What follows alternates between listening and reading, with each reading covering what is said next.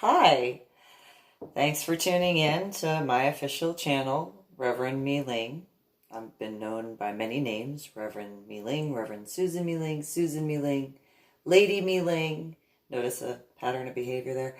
Um, Also Lady Dori, Belle, and a few other names as well. So I'm going to start off with a different aspect before getting into what I plan to discuss. So, and it'll come around. If you've watched and listened to my prior videos, the official ones, you'll understand how it comes around. So, one day there was this fly, and this fly was flying above this lake. And in the lake there was a fish, and the fish said, if that fly were to fall down a few inches, I could jump out of the water and I'd have something to eat. So then there was this bear hiding behind the rock, and the bear said to himself, if that fly were to fall down a few inches, the fish would jump out of the water. I'd come out from behind this rock and I'd have something to eat. So there's this hunter, and the hunter says, if that fly were to fall down a few inches, the fish would jump out of the water. The bear would come out from behind the rock. I would stand up to shoot the bear, and I'd have something to eat. So then there's this mouse, and the mouse goes, if that fly were to fall down a few inches, the fish would jump out of the water. The bear would come out from behind the rock. The hunter would stand up to shoot the bear. The cheese sandwich from the hunter's lap would fall to the ground. I'd come out from my hole, and I'd have something to eat. So then there's this cat, and the cat goes, if that fly were to fall down a few inches, the fish would jump out of the water, the bear would come out from behind the rock, the hunter would stand up to shoot the bear. The cheese sandwich from the hunter's lap would fall to the ground, the mouse would come out from the hole, jump onto the cheese sandwich, I'd jump onto the mouse, and I'd have something to eat.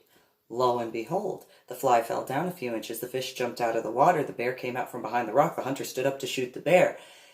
The cheese sandwich fell from the hunter's lap to the ground. The mouse jumped onto the cheese sandwich. The cat went to jump on the mouse, but missed and wound up in the lake.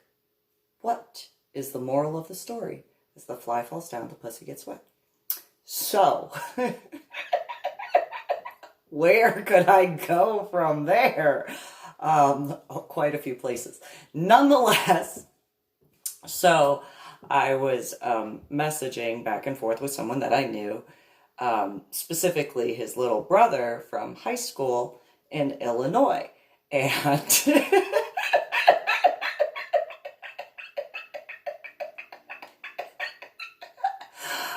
my biological sister came up.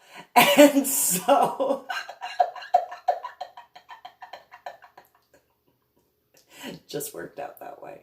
Anyway, so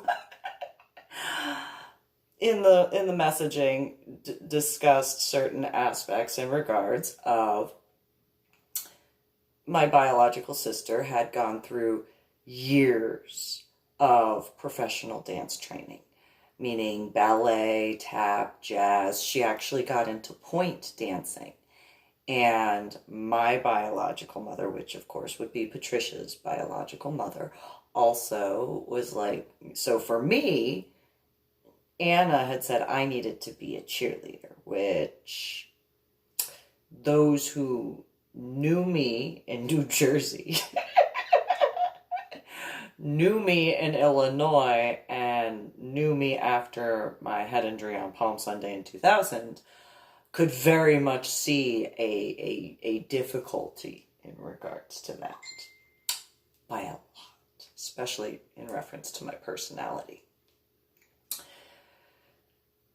My biological sister got involved with Pommies, which is like only dance. Now, the guy said that he didn't ever meet biological father, Mike, which I could see in certain regards, in certain references, because the way my biological mother was in certain references. And then if Mike had seen the outfits in comparison to, even though I was a cheerleader in that regard, seeing that in comparison and in conjunction with the dancing aspect, I could see Mike getting extremely infuriated and being like, I paid for, all these years of you to be like a dancer, and all that sort of stuff. And that's what you want to do. That's where you want to go with that. And those who have met my biological father, I know you know what I mean. So, in that regard, my biological sister, after my head injury on Palm Sunday in 2000, the entire biological family, as far as my biological mother, biological father, and biological sister, moved from Illinois to the state of Texas. The claim was that they were going to help me with my son and my daughter, and then life happened. And so, in that regard, Patricia had a threesome in the first week of school when she had transferred from Illinois to New Jersey. You see how that came around, huh? Yeah. And that occurred in our biological parents' new house that they had purchased on a bridge loan in their bed. And later, many years later, meaning so that was 2003 when they moved to the state of Texas. Maybe 2004. I think it was 2003 though. I think it was 2003. In 2008, when my biological sister, who not only had the threesome the first week of high school in our biological parents' bed, she had also told me that in her dance studio, where she had become a professional dancer and actually had been like the fairy plum princess of some nutcracker suite, which I wasn't allowed to go to. I didn't even have my hair cut at that. I might have had my hair cut and hair color at that time, just not the tattoos. I wasn't allowed to go because I would have been an embarrassment, is what I was told, if I were to have shown up to a recital in that sort of way. So during that time, my biological sister had told me that she was sleeping with her dance teacher at him and his wife's house after his wife left. And my first question was, are you assisting him to cheat on her? My biological sister said, no, they're in an open marriage. And I said, okay, does she know that they're in an open marriage? Does she know that? I would guesstimate if they're in an open relationship, they're both going to be willing to talk about that. And so, to a degree, I understand that there are some, it depends on the situation. And my biological sister, Patricia, said, well, they are in an open relationship. However, she just prefers not to be in the house when my biological sister and her dance instructor would do things. It's like, okay. I can see people who have that type of a relationship. I just don't see that for what you're describing. And Patricia was like, no, you just don't understand. I don't know. I kind of feel like you might not want to continue with that. Well, about a couple of months later, Patricia was no longer a part of that dance studio situation, which, that came around and that went. So fast forward to, and that was when my now dead ex-husband was still alive. So fast forward to the end of 2007, before 2008. My now dead ex-husband, then just ex-husband, started feeling this need to start confessing to me while still denouncing any religion or religious stuff or spirituality. Okay, well, one of the many aspects was individuals he cheated on me with. And one of the individuals' names was my biological sister. And it was, well,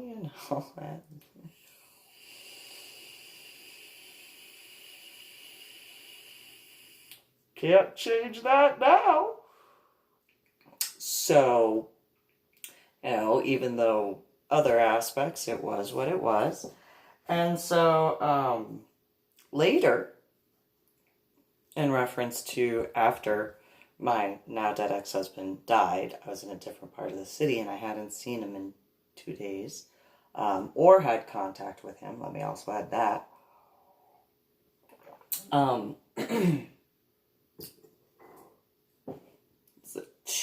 Later in 2008, I wind up finding out my biological sister was engaged.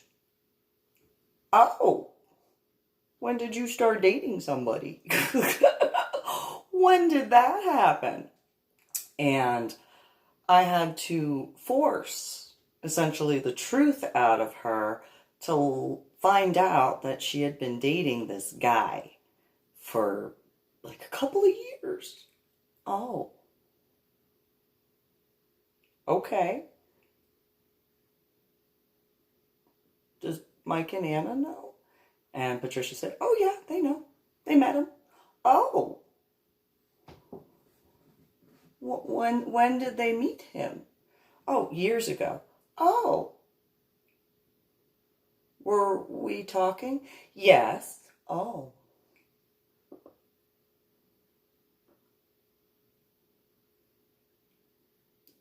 When am I going to meet him then? And Patricia went, oh, I left a voicemail for you, let you know that. And I could tell from the tone of voice, it was like, no, you didn't. No, you didn't. No, don't. So I demanded to meet this guy.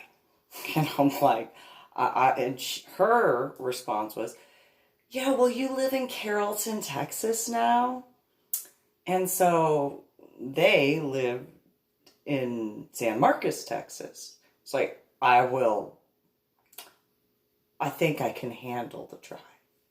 Just saying. I mean, when my now dead ex-husband was alive, I would drive from San Antonio to Fort Worth and back in a weekend. And that was throughout the marriage, after the first separation, including after the second separation, final separation, and including after his death, until I had moved to Carrollton, Texas. So that, 4-hour drive was, I think I can manage it. Because San Marcos from Carrollton, Texas, is not to San Antonio. So I think I can handle, a 3-hour drive in comparison to 4 hours. I think I can do it. I think I can. And she actually didn't want that to occur. And I was like, well, too bad. Because, if he's going to marry into the family, I think that I, should know this guy. Especially since she wanted my son and my daughter to be the ring bearer and the flower girl at their wedding. I was like, yeah, I think I need to meet this guy.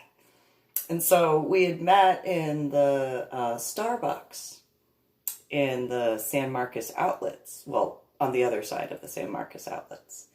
And so, went over there, met him. It was an interesting discussion because he showed up with a hat on and sunglasses on, and he walked inside and he was all like, whatever. And then he sat down after shaking my hand, and then he wouldn't take his sunglasses or his hat off. And I was like, so just to let you know, we're not going to start talking until you take that hat off of your head and those sunglasses off of your face. So, since you're going to be marrying Patricia, I'd like to actually know who you are. And he, okay, let's see how you think you could. Oh, okay. And so then it was is she serious? And Patricia, my biological sister's like, oh my God, Susan, like, do you really have to be like you? Yes. Yes, I do. Zach. Hat off, cover off, whatever. Sunglasses off. Otherwise, I can just wait. And just... Let's see who can... If you want to go into... We can do that. I can wait. I know how to be silent. Because, you know, I deal with headaches and migraines. So that's a big thing. So, okay. After a few minutes, he took off his hat and took off his sunglasses, and then we started talking. I was like, hi, nice to meet you. Good to see what your face looks like. Nice to meet you. Cute. And nonetheless, it was what it was. And so when it came to their wedding, Patricia was told, now this is important, especially in reference to the fact that I was outed, and yet my biological father, which also Patricia's biological father, said to my biological sister, go to your sister's house, meaning my house, and she can help you with your wedding night outfit. I'm just saying, so despite what occurred, the amount of stuff in that regard, I'm just going to throw that out there.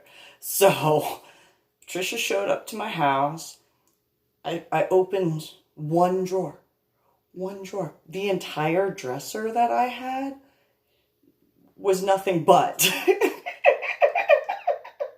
different outfits of lingerie. That wasn't even the closet, because I had two closets. One closet was purely corsets and skirts and tutus and all that sort of stuff. The other closet was like, you know, normal clothes that, you know, you wear out in a everyday sort of way in comparison.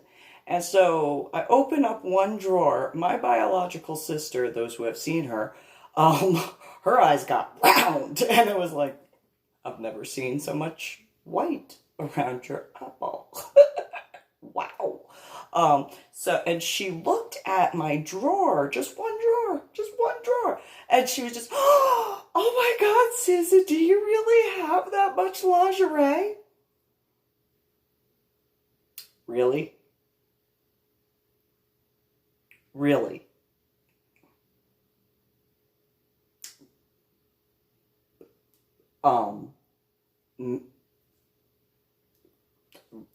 This is to you. I know what you have done. The lingerie is just, and Patricia, my biological sister, goes, yes, it is just so much. I can't believe you have that much lingerie. Look over to where my closets are, and I'm like, so we're just gonna stay right here. If you're freaking out about one drawer, well, I guess I'm glad I started in the fluffy section, because, okay. Yeah. Okay. I guess you can't handle the corsets. That is for certain. So we'll just stick with this one drawer, which was, like, ironically, the fluffiest of the fluffy drawer. I mean, like, in comparison, not just because of, like, the corsets, but in regards of the lingerie, you know, like, take Fredericks of Hollywood and Victoria's Secret, put it in one, and that was a drawer. And so it's like, oh, so this is too much? That's...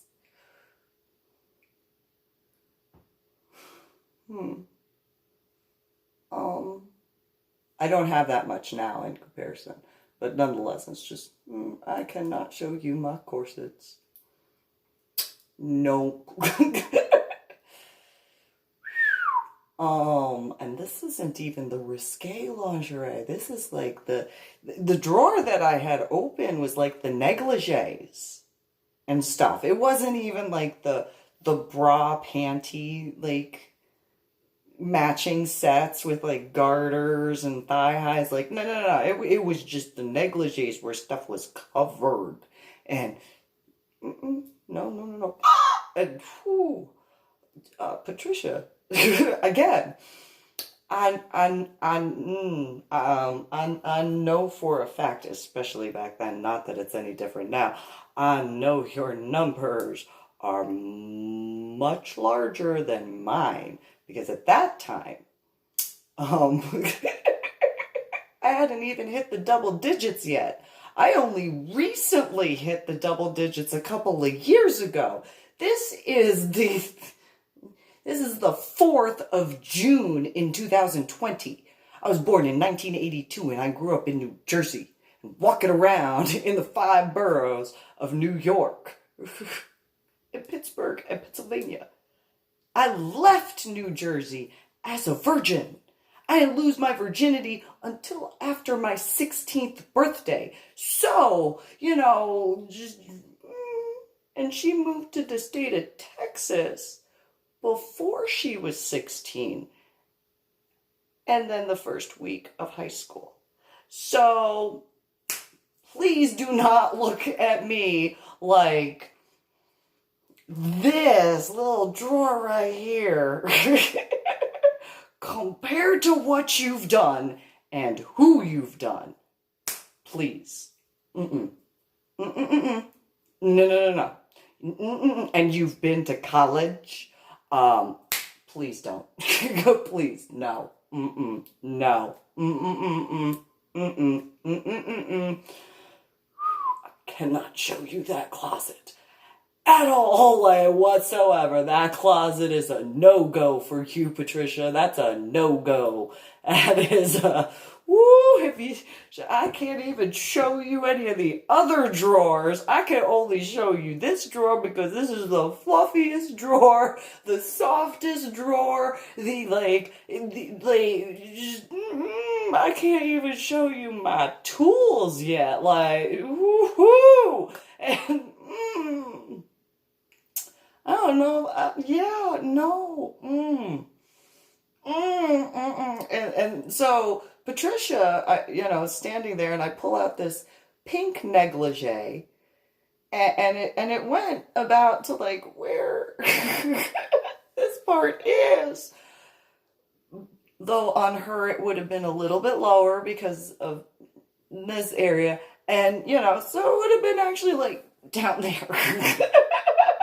In comparison, it had, a French cut, bikini bottom, like the little pink, and it was light pink. And so I was confused as to whether it was the light pink that she was like, ah! Or if it was because the strap right here and then the straps right here, or 2 straps, one on each side, and then here and here, had not only the pink fabric, but a little bit of like a little silver chain. Like that like, I didn't know if that was too much. It was just one of those, okay. You have done what? You have done who? This is what to you? Ooh, I cannot show you my closet. I don't think I can even show you any shoes at this point. Because if this is where you're like, I guess I can't go there. Ooh, it's a fluffy drawer. I can't show you that drawer, that drawer, that drawer, that drawer, that drawer, that drawer, or that like open door section. I cannot show you that. I cannot show you the closet. No, I cannot. No, I cannot show you the closet. I can't even show you my nightstands. Whew. Okay, so showed her the one thing, and then she saw like what she could of the rest of it, and she goes, I need a minute.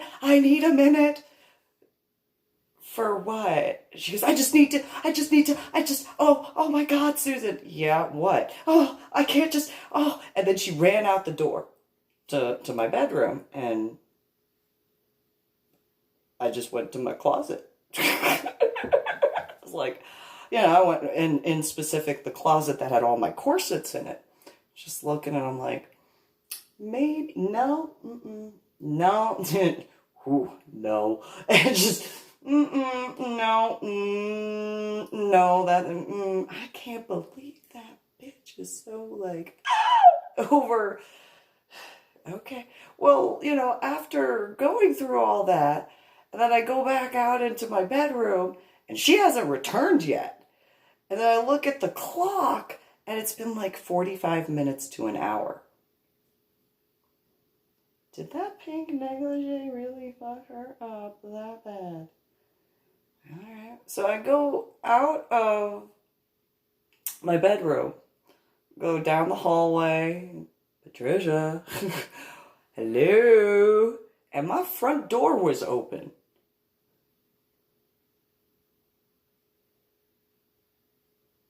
She could not.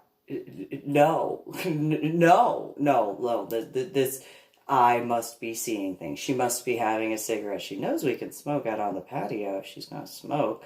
I go and open the door fully because, it partially closed. Her car was gone. Really? Okay. Shut the door, lock it, go find my phone, go to call my biological sister's cell phone. She didn't want to answer. Okay. Go call our biological parents' phone number in San Antonio. Mike answers the phone. Hey! And Mike's like, yeah, what's up? Where's Patricia? And he goes, oh, what did you show her that freaked her out that bad? What? Huh? I showed her like a negligee. And showed her like all the stuff I could have showed her.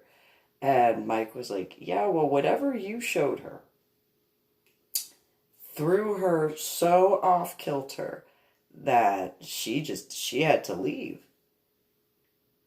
And I'm walking in my house, go walk over to my bedroom and look at what is left on the night or the dresser, and I'm just like, yeah, it's not that bad. It realistically is not nearly as bad as apparently she thought that was. And of course, being as respectful as I could be, I did not say, but you know who she's fucked, right? Like, she's had sex, like, with a whole bunch of guys, right? I didn't say that. In my head, that's exactly what a whole bunch more, pun intended, of what I was thinking. Nope, nothing. I think that Zach might like that. I think he'd actually like that, but okay. Whatever. Apparently, that's like, to her.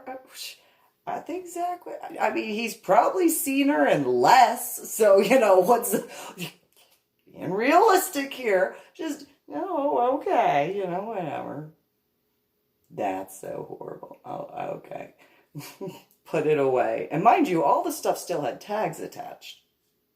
It's not like it was used. It was still, like, the stuff in my dresser, all that stuff had their tags still attached. I had purchased, like, these big lots and stuff like that. And so, and there were even corsets that still had the tags attached. So I was just one of those, well, I'm glad I didn't show her that closet. She'd have had a heart attack like that. Really? Yeah, that's what got her. All right, well, okay. I guess. Really glad I didn't show her my corsets, because, whew. So,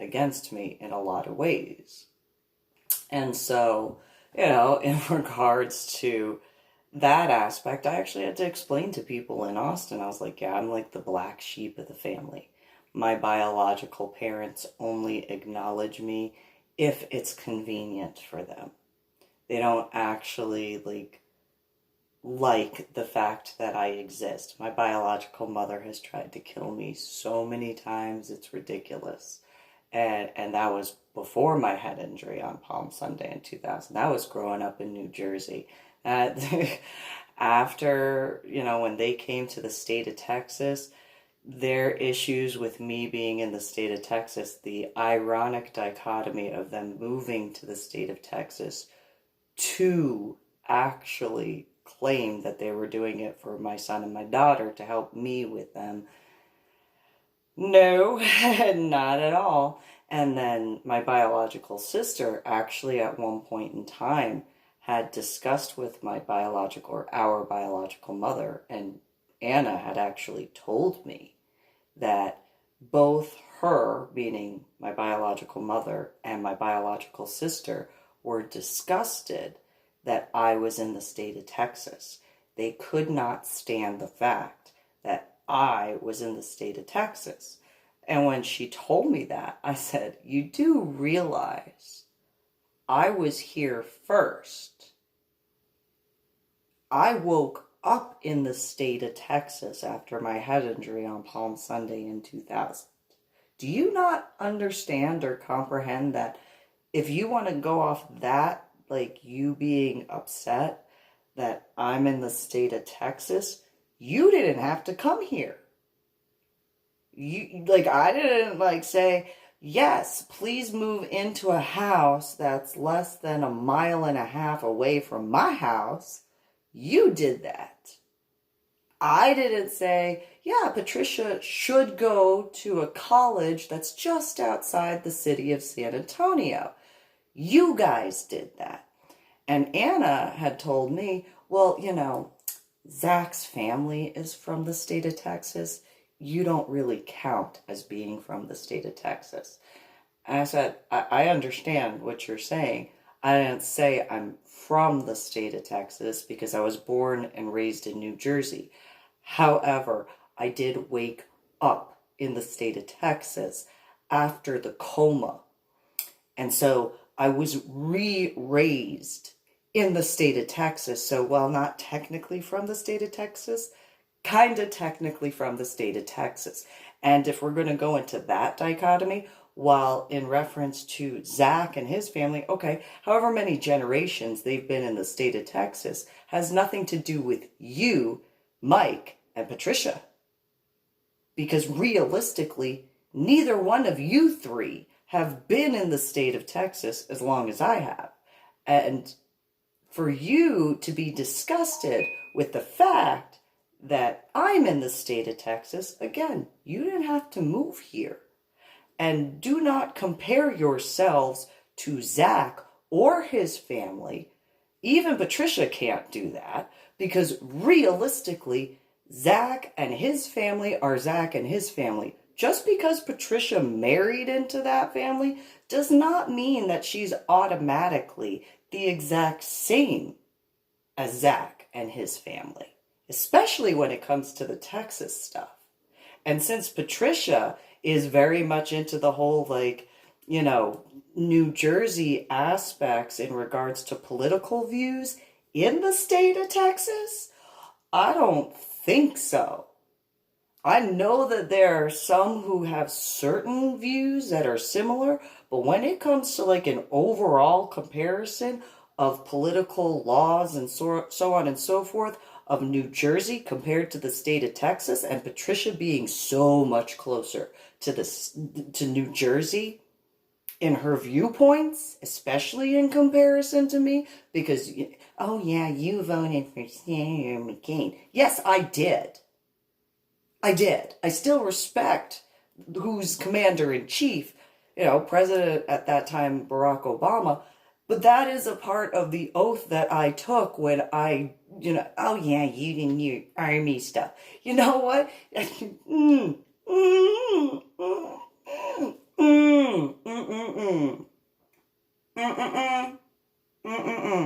So, in that regard,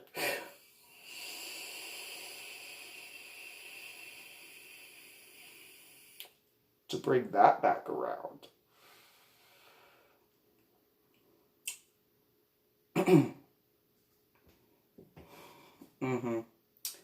Reference to my biological mother, I am nothing like my biological mother. My biological sister is extremely like our biological mother, Anna. So you do that math on that regard in reference to the opening joke in that reference. Because I have said many times before, I don't want to be anything like Anna or Patricia. I can make the joke in reference to that because it's true. It's true. Both male and female have to acknowledge that that is true in regards to the fly and all that sort of stuff. However, there is also the aspect in regards to my biological sister learned how to be how she was. Somehow, that was not through me. I left the state of New Jersey as a virgin at 15 years old. I turned 16 years old in Illinois. And it wasn't until Christmas time that I had, gone past that level. After I turned 16 in August. So,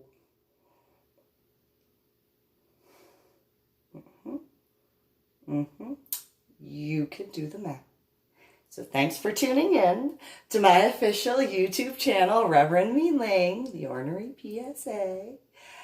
And comment, like, share, and subscribe to my official YouTube channel. And you guys have a good one.